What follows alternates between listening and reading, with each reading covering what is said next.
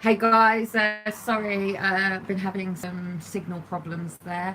But anyway, it's National Adoption Week this week, from the 15th to the 21st, and the hashtag is support adoption.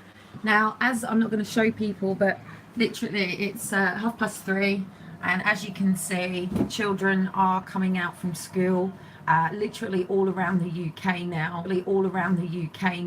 children are leaving school and they are either being picked up by their parents, childminders, um, grandparents, foster care, and adopters. Some children, obviously, are latchkey kids and they're going home.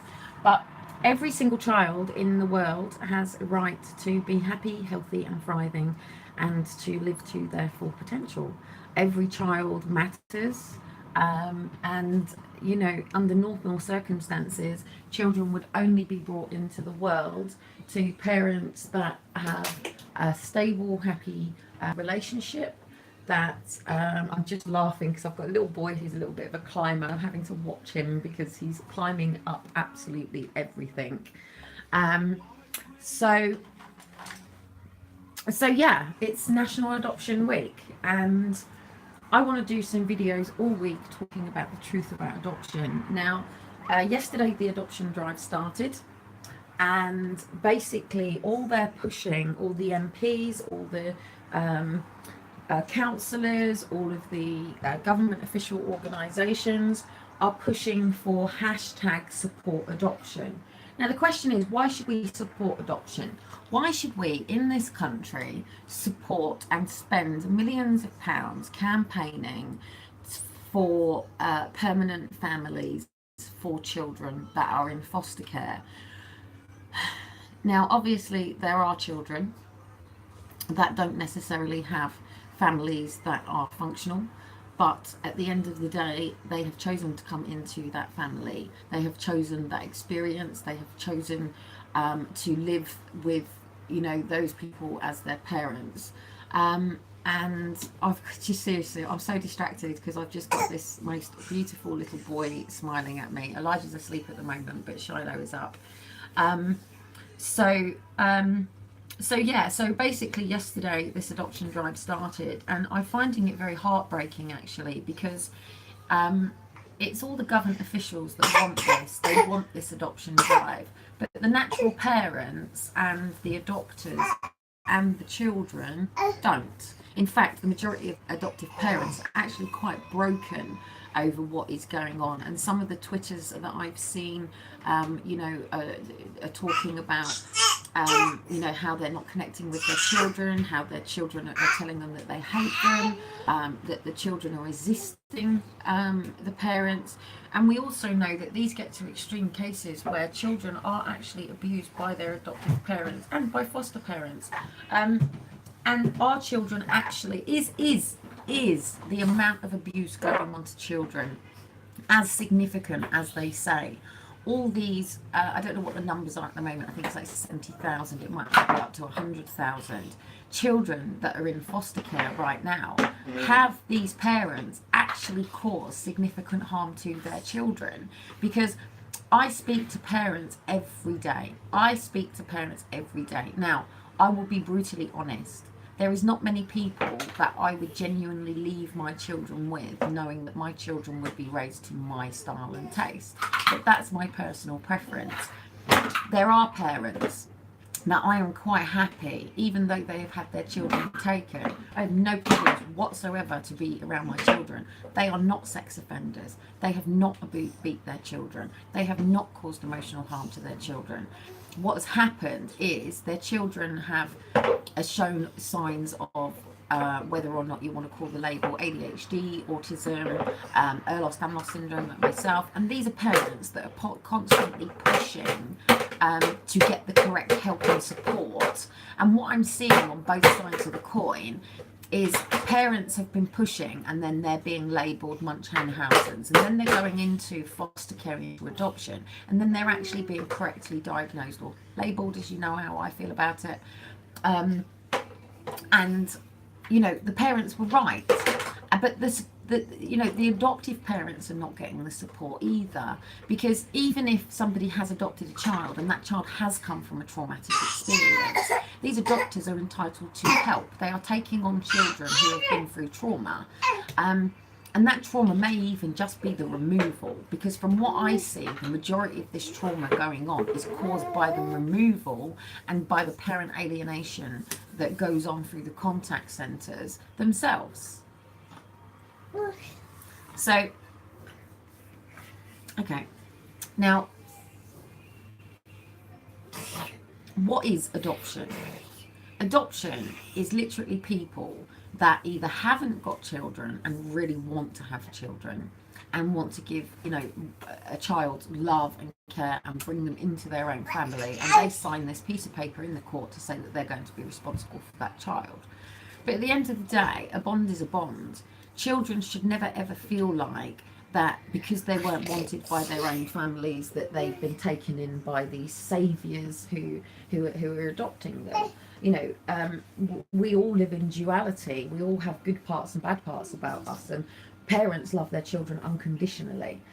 Now, it has been heartbreaking to watch what's going on. I've even seen people saying, their children are devil children, and it's not fair. So where does it go from here? I've been on the phone today to Wrexham Adoption Agency, because I'm still waiting for my adoption contact letter, and it should turn up in October, and it hasn't turned up yet.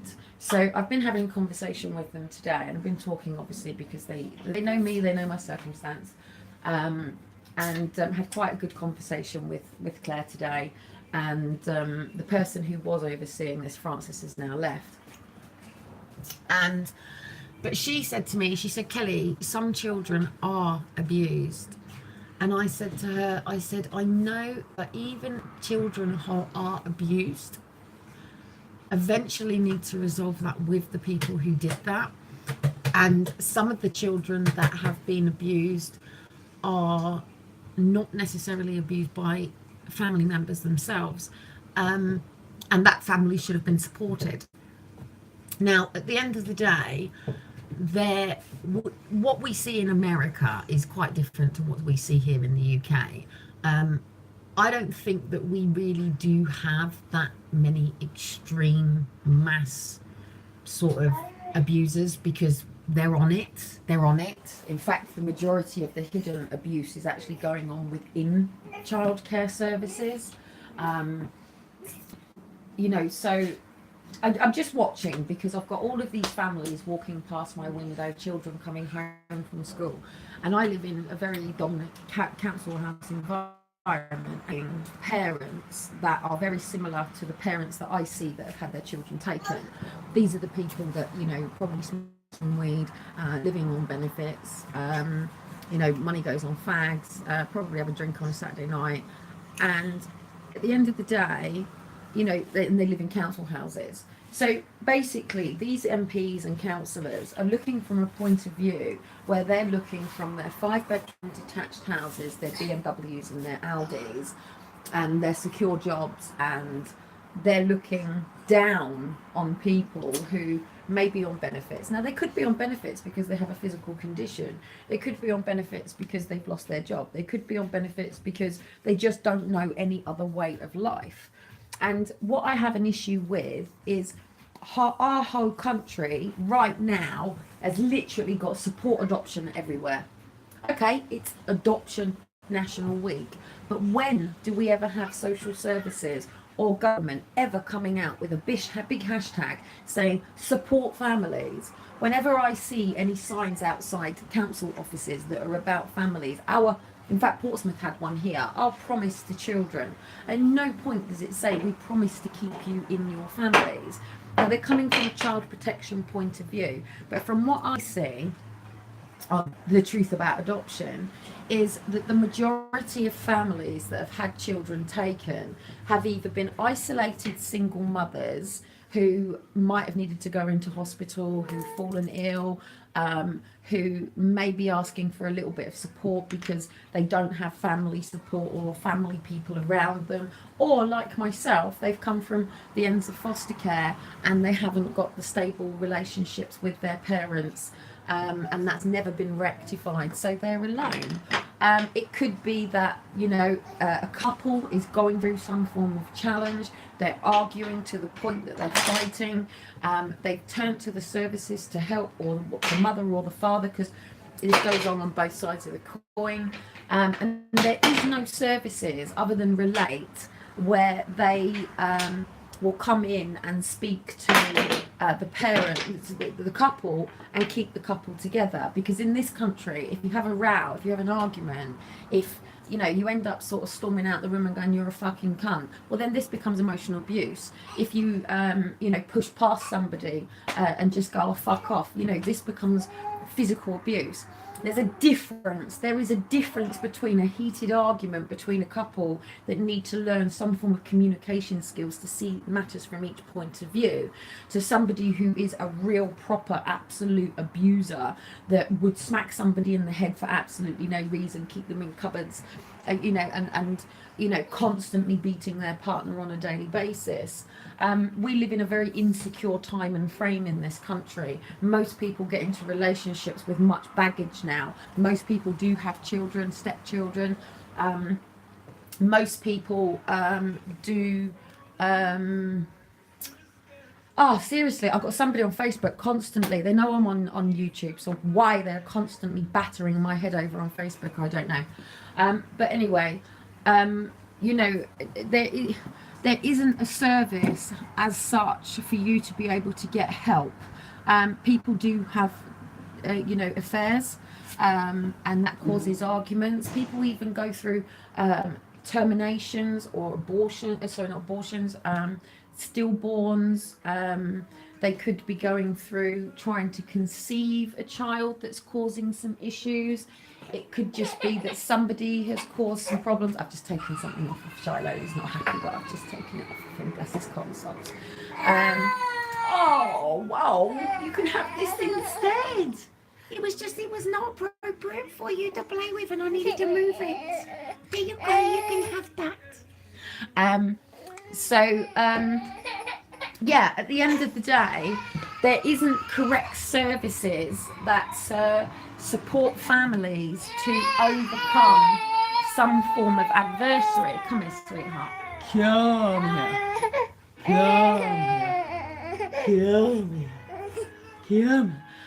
Yeah, so there isn't this correct services, whether it be that you as a couple are going through some form of support that you need, because if you were to turn to social services, oh dear, hang on, let me go and grab your bottle.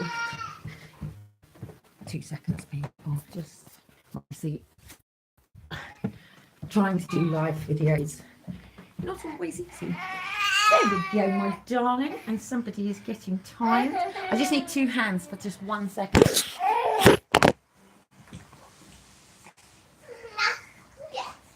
There we go. And it's the same if you have been through any form of trauma when you're a child. Even if people are suicidal or going through some form of depression, as soon as you turn to the system, if you say that you are suicidal, then straight away, potentially, you can be sectioned. And if you're sectioned and you're a single mother, then obviously your children are going to be placed with somebody else. And it's exactly the same if you go to A&E. And it could just be that you've been in a car crash, you go to A&E, you're not well, you could be unconscious. Then ultimately there are services that are coming in for the children, but they're not coming in through an early years intervention. They're not coming through a support families, because everything is about supporting the adopters. Everything is about removing the children and placing them in permanency. They want to completely slice it through straight from a removal straight to an adoption. So I believe currently there's 4,000 or something children currently waiting to be placed into adoption. Now, what this system could be doing right now is actually contacting the parents and saying, you know, are these children that you want? And if they are, what services is it that will help you bridge this gap while you go through whatever adversary it is? The fact that if you turn to the system for any form of help, that you're left in a situation of poverty, in council, in inappropriate housing, and out of work, says about our system in the first place.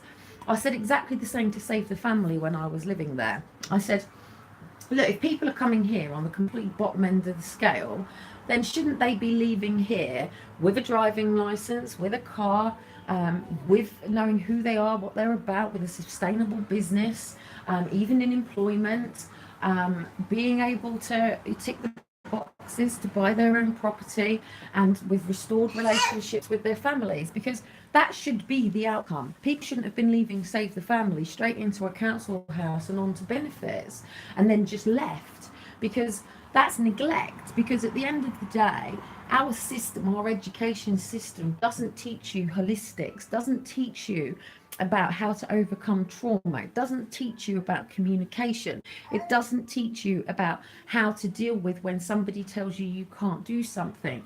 In fact, we actually educate an authoritarian state to be obedient, to obey, to do as we're told, to not question authority.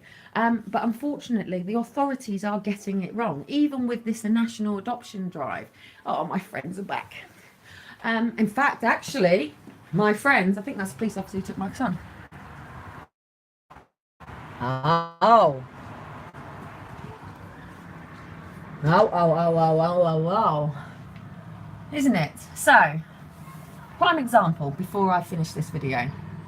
I have 2 police officers down here right now, watching every parent walking past. Now, did you know that those police officers have the power to take? Did you know that those police officers have the power to say, I just saw you walk past and I'm going to remove your child? But did you know that these police officers wouldn't potentially actually step in like that unless it was really, really bad? They don't actually do it unless social services contact them. So if social services contact them, then they turn up at your house, and then from that point, it's whatever the social worker has said. And they have tick boxes. And what I'm hearing from these adopters is these doctors are being told stories that these parents have done X, Y, and Z.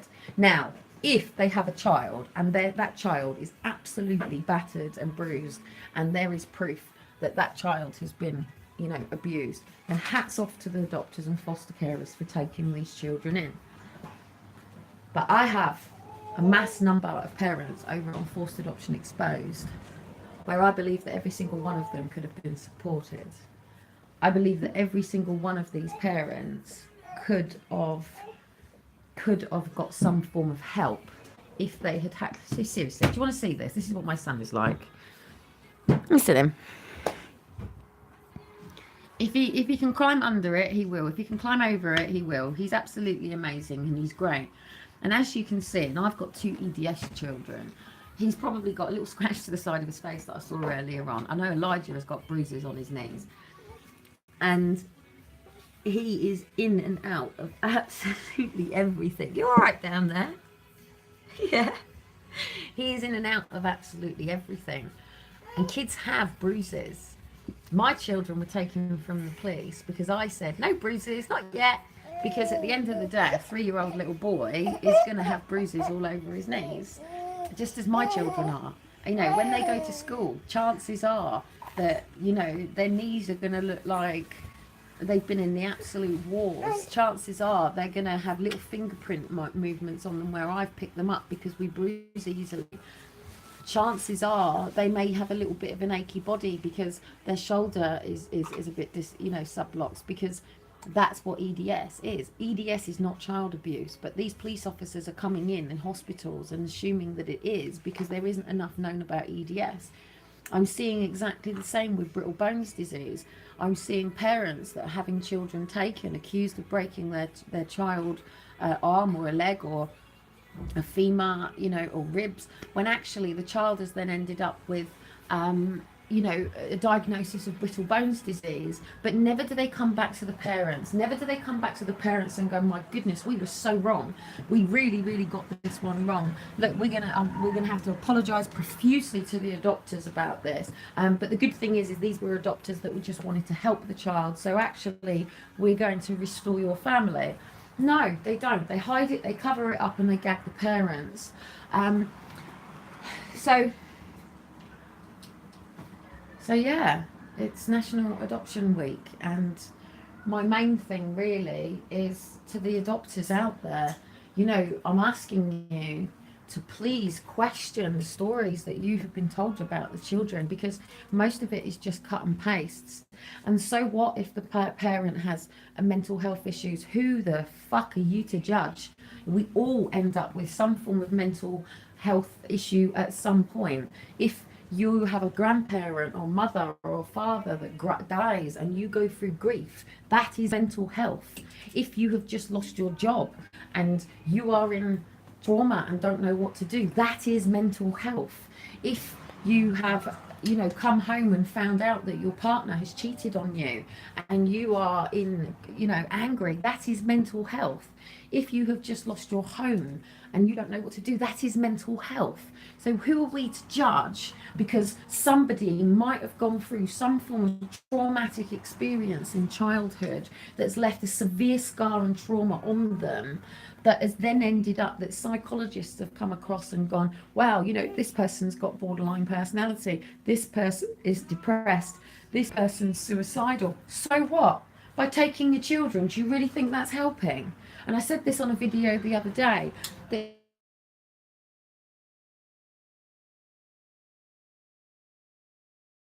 and say, oh, you've got an amputated arm, mate, you've got a leg cut off, you can't raise children, how are you to walk from the living room to the kitchen? What are you meant to do if you need to pick your child up and you've got one arm missing? Oh, we're going to take your kids.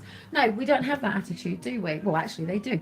But with mental health, what they're basically saying is, actually not even just mental health, epilepsy as well. I'm seeing people that are having children taken because they consider it emotional harm that a child may see in an epileptic fit. I'm seeing people who are going through cancer treatment that they're basically turning around. Sorry, I'm casing, I'm an Aspie. And they're they see this as potential emotional harm. This is disgusting. And it's like, I speak to a doctor sometimes, right? Or I speak to grandparents that have got a special guardianship, and they'll go, well, she's a crackhead and smackhead. Well, I can tell you people who are smackheads and crackheads who actually are very, very, very lovely people. It's just that they've got into drugs to mask their trauma. Again, everybody is seeing the weeds that have been created from the trauma and the characteristics, but they're not seeing the trauma that's been created and repairing that trauma. In fact, what they're doing is they're causing further damage to that family by removing the children and then having them placed with adopters, where adopters are then believing that this trauma is coming from stuff that has been created by the parents, when actually that trauma has been created by the fact that they've been taken from their parents. The innate bond that goes on between a mother, a father, and a child is one of the most amazing, wonderful bonds that you can ever have. I can't talk from the point of view from somebody that isn't maternal, because I am maternal. My mum's not maternal, but at the end of the day, I still wouldn't expect to now be with an adoptive family, because even if I was, my mum would still be my mum. Even when I was with step parents and I called my stepmum mum, my mum was still my mum and would always be my mum. You can't take that away. Now, No, I do not believe that we should be putting all our energy into supporting adoption. I believe that we should be putting all of our energy into supporting families and consistently and always supporting families. And even if social services have to remain in that family's life until the child is 18, that is still cheaper than long-term foster. Yes, I'm back. Okay, my internet is completely playing up now, guys. Unfortunately, I have to get my internet from over there in the hub. I don't have my own here, so sometimes they cut it off and sometimes they don't, and sometimes I can get it and sometimes I don't. So no conspiracy in it. It's nobody trying to mess around with my signal. It is just literally I'm stealing it from across the way. Can call it stealing it, we can just call it using my city Wi-Fi, and I'm just in reach to do so. But at the end of the day, you know, hashtag support adoption. Should adoptive parents be supported? Of course. If an adoptive parent has taken on a child who has suffered severe trauma as a result of needing to be removed, then yes, that adoptive parent should have all the support in the world, and more so because they have stepped forward to take somebody on under their own expenses, unless actually at the beginning obviously they're paid for by foster care. Many of them do pay off their mortgages in this time, you know, so is there a financial incentive initially? Yes, of course there is, but for the rest of their life there isn't.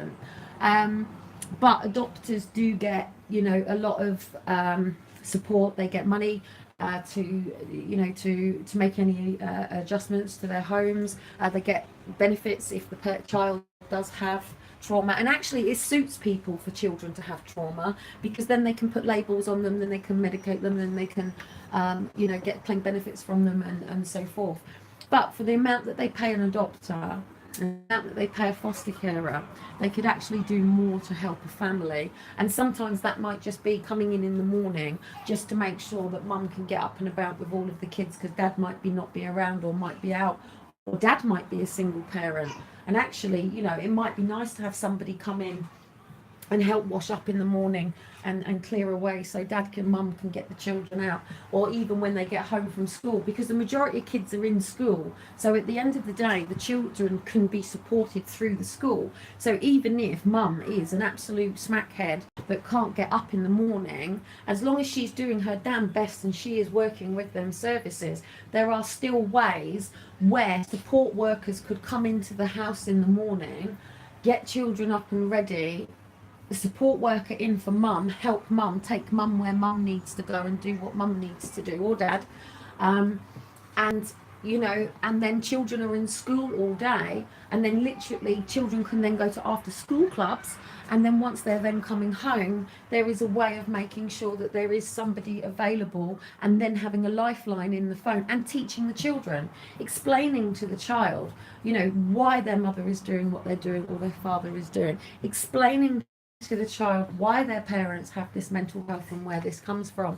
And if we have a services that supports families, then social services would be able to sit down with the children rather than removing them, and just say, you know, that we are helping your mum or dad through this situation. And actually children then become part of that therapy in exactly the same way if say hypothetically a child goes out and is assaulted and family therapy, and that child needs help, and that child needs help from its mother and father. That's what happened to me. But my parents wouldn't actually work with the services. But just because my parents wouldn't work with the services, at that time I wasn't taken into foster care. It was me that put myself in. But you know, there are many other ways to support families first. Many ways. Many ways. It's all about the attitude change that our system has. And as clear as day that we see with National Adoption Week, all they are focused on is supporting adoptives. I've actually put out today from Nadine Dudu's profile, the MP and the Minister of Child Education State. And basically this week he's saying he supports adoption. And the post before that yesterday, he was supporting foster care. What I want to see that man do is support families. He's banned from going over to America to see his own family because of his innate values and cause. So why he's allowed to run in our office, you know, when his values are not about family first? You can't. How could look? Let me give you a prime example. Okay, what can I, just before I leave you, I want to leave adopters, parents. I'm not, this is not really about the parents. This is about the adoptive parents, and yeah, but I still can't pronounce his name, Amber. Nadim Sawali or something. But anyway, and notice you've only just come on, Amber. I've been here ages ago. So 29 minutes. I'm about to sign out. I'm too busy with all the trolling going on. But anyway, like I was just saying, on how you can bridge that gap with the education system and with supports and clubs, there is ways of being able to do this. It would be far cost effective to be able to go to a local school, take one school for an example, just one school, and go, okay, within this school we've got how many children whose needs need to be met. Well, hang on, these kids could be coming into school and having breakfast at school. That's cheaper than them being at the foster carers. These children could be making sure that once school is all finished, that they're going off to a homework club that's available to them at school, that they're sitting down and they're having tea, and that, hello, my sweetheart, and that, you know, they've got everything that they need and they're going home and there is somebody who can check on them and support the families. At the end of the day, the only reason that drugs is really so much of an issue is because it's illegal. And I actually know of people who do take drugs who function very well, actually. I do know people who take recreational drugs just at the weekends. I'm not saying it's great. It's the drugs that are an issue. It's the drug dealers that are an issue, not the actual drugs, so to say. The majority of drugs, to be honest, are just actually spiritual enhancing. It's the fact that people start abusing them that becomes the issue. And obviously alcohol. And obviously if somebody is drinking and causing to the point that they're hitting out at people, then, you know, there does need to be some form of help for the child. But actually, I mean,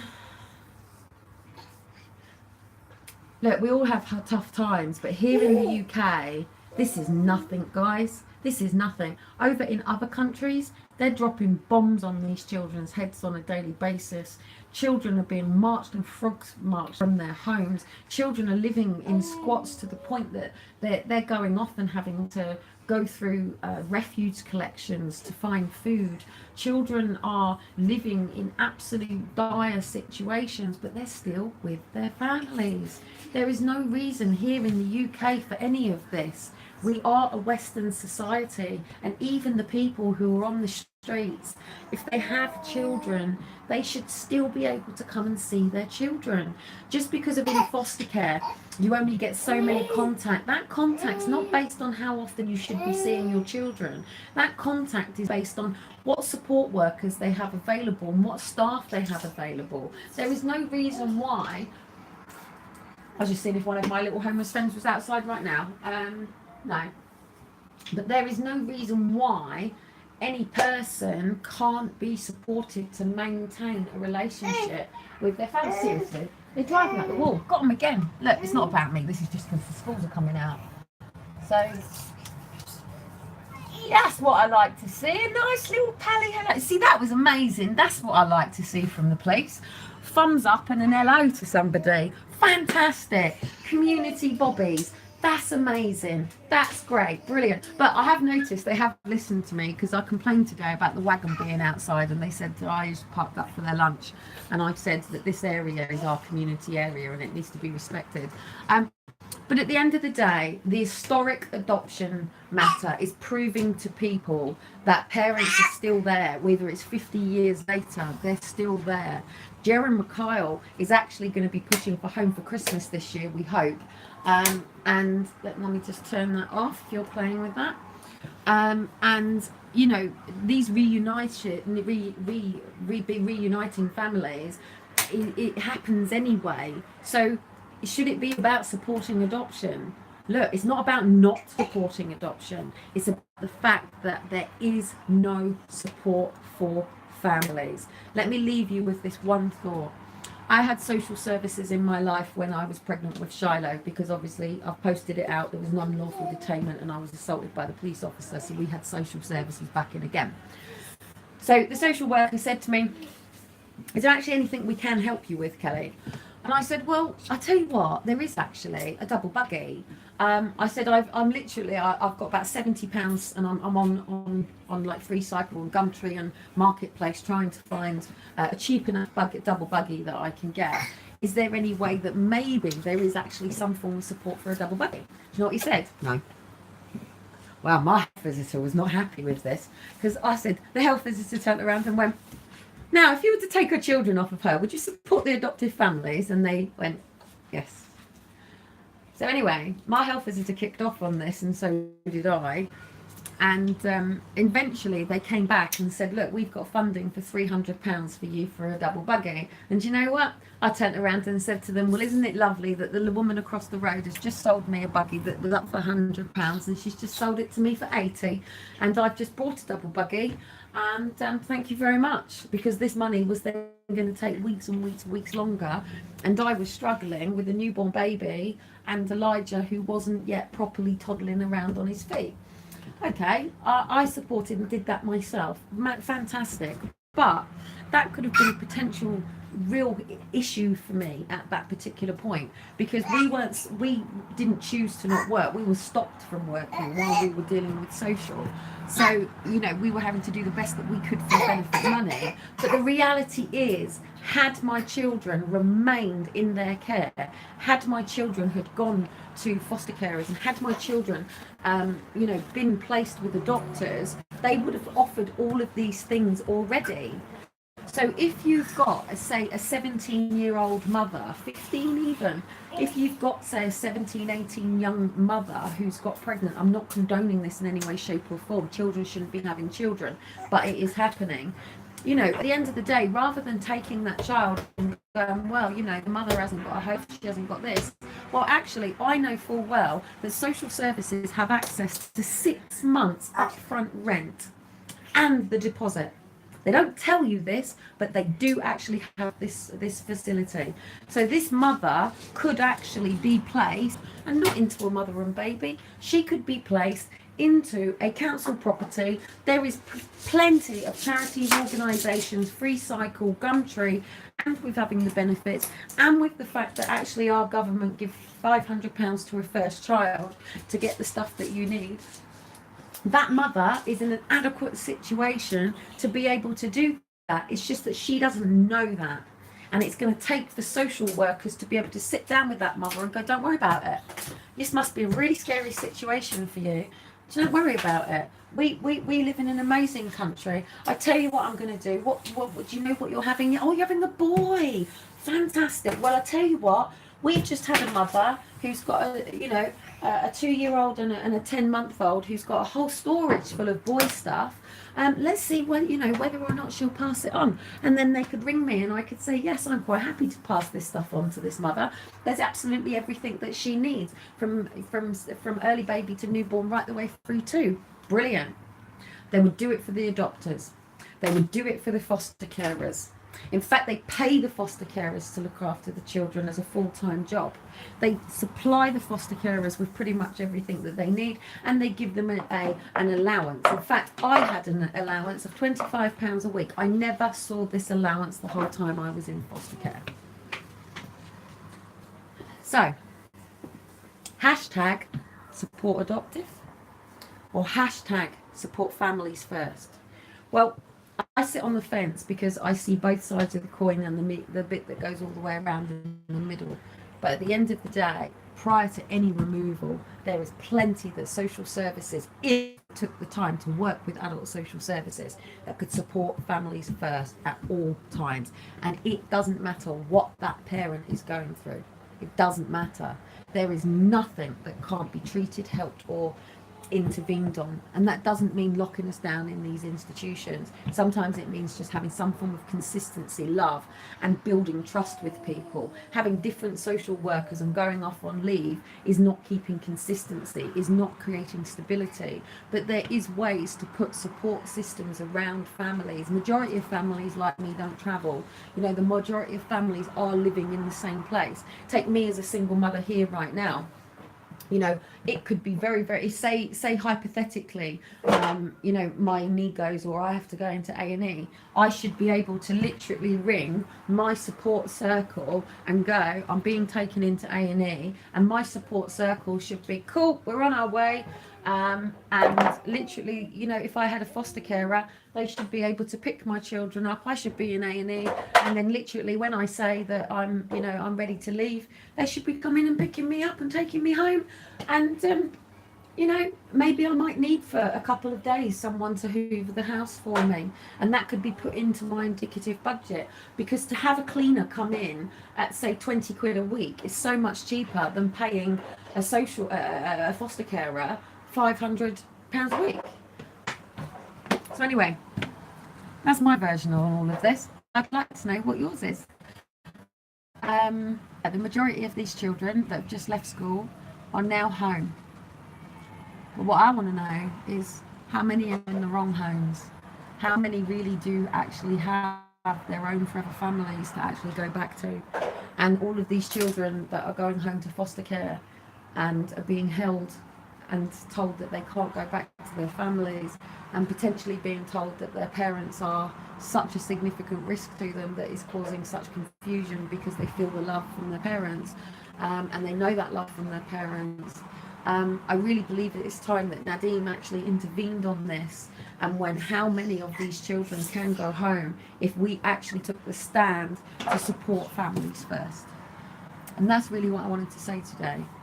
For as long as they're focusing on, and that's what I was trying to give an analogy, wasn't I? That for as long as their mind here is set and focused on driving for permanency for children, they are never ever going to be focused on supporting families. And because the majority of people who work for government, not all of them, some of them sniff some coke, do some lines, you know, I'm sure that, you know, in their back bedroom with their Viagra and their coke on their sexual days, you know, everybody has a secret life. But at the end, and that's not my secret life, by the way, but everybody has something that they do. The duality in us says that we are capable of absolutely everything.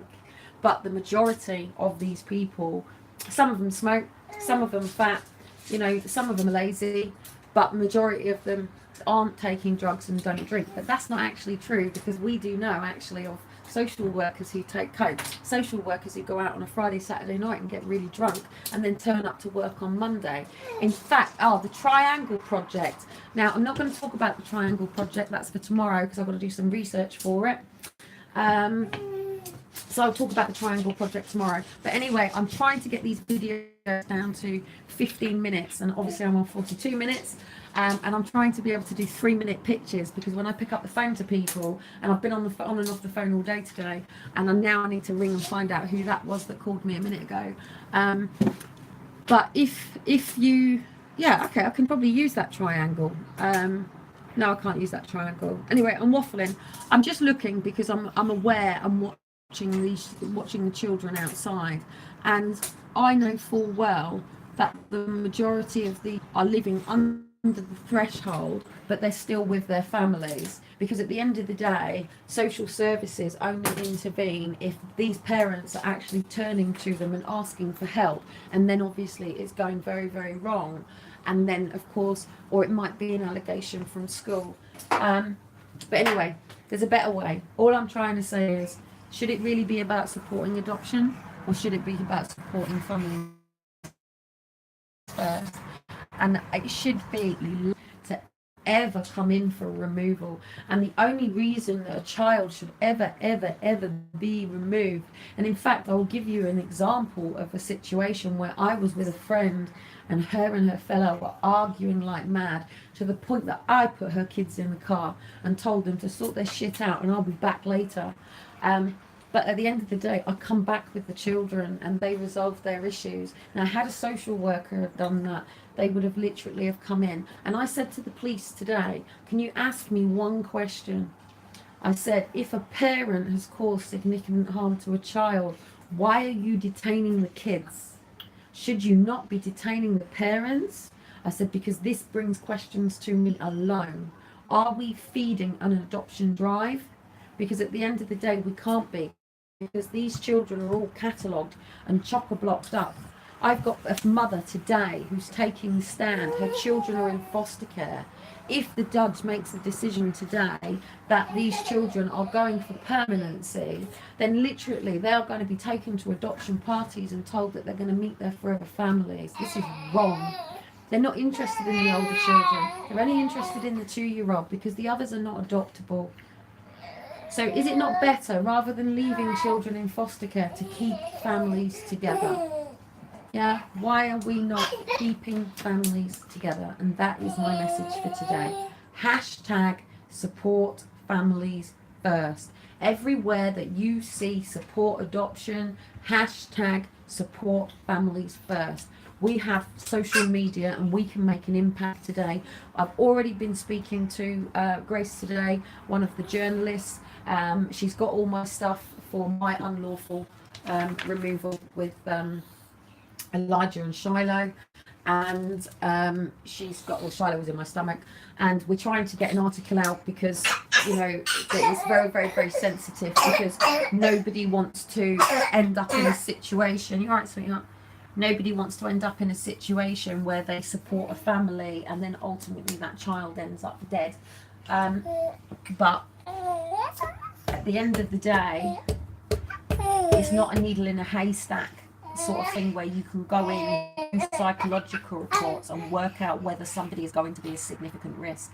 And I will say this and say this straight. The majority of people who are abused as children will do absolutely everything to make sure that they protect their children from ever happening to them.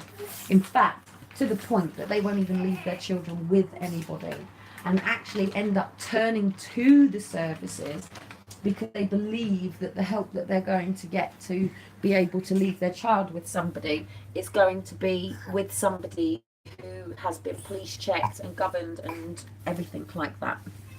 So, oh, by the way, I've also had a very another interesting conversation, because my friend's been round today, who's gay twat. I love him dearly, but he's a gay bastard. I shouldn't say that. It's his words, not mine.